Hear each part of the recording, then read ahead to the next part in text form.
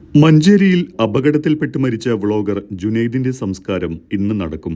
വഴിക്കടവ് പൂവത്തിങ്കൽ ജുമാ മസ്ജിദിൽ വെച്ച് വൈകിട്ടോടെയാണ് ഖബറടക്കം നടക്കുക.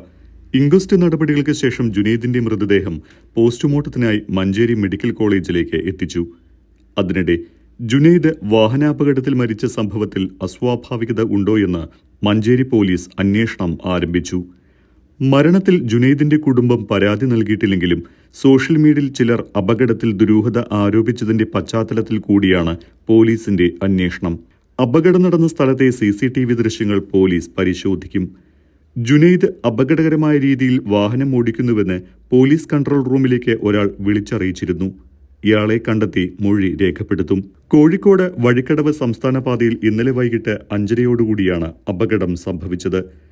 മഞ്ചേരിയിൽ നിന്ന് വഴിക്കടവ് ഭാഗത്തേക്ക് വരുമ്പോഴായിരുന്നു അപകടം. മഞ്ചേരി തൃക്കലങ്ങോട് മരത്താണി വളവിൽ റോഡരികിലെ മൺകുണിയിൽ തട്ടി ബൈക്ക് മറിഞ്ഞാണ് അപകടമുണ്ടായത് എന്നാണ് നിഗമനം. അപകടം നടന്ന മഞ്ചേരി കാരക്കുന്ന് മരത്താണി വളവ് സ്ഥിരം അപകട മേഖലയാണ് എന്നാണ് പ്രദേശവാസികൾ പറയുന്നത്. റോഡരികിൽ രക്തം വാർന്ന നിലയിൽ കിടക്കുന്ന ജുനൈദിനെ ബസ് ജീവനക്കാരാണ് ആദ്യം കണ്ടത്. അപകടത്തെ തുടർന്ന് ജുനൈദിന്റെ തലയ്ക്ക് പിന്നിൽ മുറിവേറ്റിരുന്നു. മഞ്ചേരി മെഡിക്കൽ കോളേജ് ആശുപത്രിയിൽ പ്രവേശിപ്പിച്ചുവെങ്കിലും ജീവൻ രക്ഷിക്കാനായില്ല.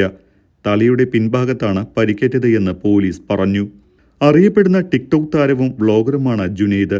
ഇൻസ്റ്റാഗ്രാം വഴി പരിചയപ്പെട്ട യുവതിയെ പ്രണയം നടിച്ച് വിവാഹ വാഗ്ദാനം നൽകി പീഡിപ്പിച്ചുവെന്ന കേസിൽ ജുനൈദിനെ നേരത്തെ മലപ്പുറം പോലീസ് അറസ്റ്റ് ചെയ്തിരുന്നു. ബംഗളൂരു എയർപോർട്ട് പരിസരത്ത് വെച്ചാണ് പോലീസ് അറസ്റ്റ് ചെയ്തത്. ഈ കേസിൽ ഒരാഴ്ച മുൻപാണ് ജാമ്യം ലഭിച്ചത്. കേസിന്റെ ഭാഗമായി മലപ്പുറം പോലീസ് സ്റ്റേഷനിൽ ഒപ്പിട്ട് വഴിക്കടവിലെ വീട്ടിലേക്ക് വരുന്നതിനിടെയാണ് അപകടം സംഭവിച്ചത്. വഴിക്കടവ് ആലപ്പുഴയിൽ ചോയത്തല വീട്ടിൽ ഹംസയുടെയും സൈറാബാനുവിന്റെയും മകനാണ് 32-കാരനായ ജുനൈദ്. അതേസമയം ജുനൈദിന്റെ വാഹനാപകട മരണത്തിൽ ദുരൂഹതയുണ്ട് എന്ന് സംവിധായകൻ സനൽകുമാർ ശശിധരൻ പറഞ്ഞു.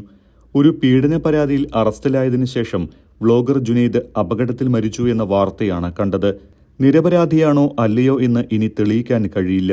മരിച്ചതാണോ കൊന്നു തള്ളിയതാണോ എന്നും അറിയില്ല എന്നാണ് തന്റെ ഫേസ്ബുക്ക് പേജിൽ പങ്കുവച്ച കുറിപ്പിൽ സനൽകുമാർ പറഞ്ഞിരിക്കുന്നത്.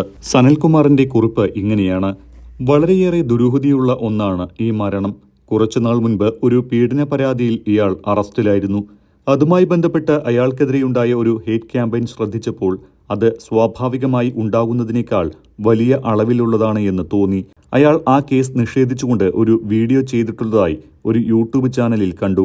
അതിൽ പക്ഷേ അയാൾ പറയുന്നത് കേൾപ്പിക്കുകയല്ല ചെയ്തിരിക്കുന്നത്.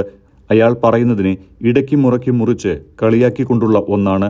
അയാളുടെ വ്ളോഗ് നോക്കാൻ വേണ്ടി കുറേ വാർത്തകൾ തപ്പി. ഒന്നിലും അയാളുടെ മുഴുവൻ പേരില്ല. ഏതാണ് അയാളുടെ വ്ളോഗ് എന്നില്ല. വ്ളോഗർ ജുനൈദ് അപകടത്തിൽ മരിച്ചു എന്ന് മാത്രം. അയാൾ നിരപരാധിയാണോ അല്ലയോ എന്ന് ഇനി തെളിയിക്കാൻ അയാൾക്ക് കഴിയില്ല. അയാളെ പുലഭ്യം പറഞ്ഞുകൊണ്ടുള്ള വീഡിയോകളും പോസ്റ്റുകളും കൊണ്ട് പൊതുമണ്ഡലം നിറഞ്ഞു നിൽക്കുമ്പോഴാണ് അയാൾ മരിച്ചു പോയിരിക്കുന്നത്. മരിച്ചതാണോ കൊന്നു തള്ളിയതാണോ എന്ന് പോലും അറിയില്ല. എന്തായാലും അയാൾക്ക് പറയാനുള്ളത് എന്താണ് എന്ന് കേൾക്കാതെ അയാളെ വിധിച്ചവർക്ക് ഇനി സത്യം എന്തായാലും പ്രശ്നമില്ല.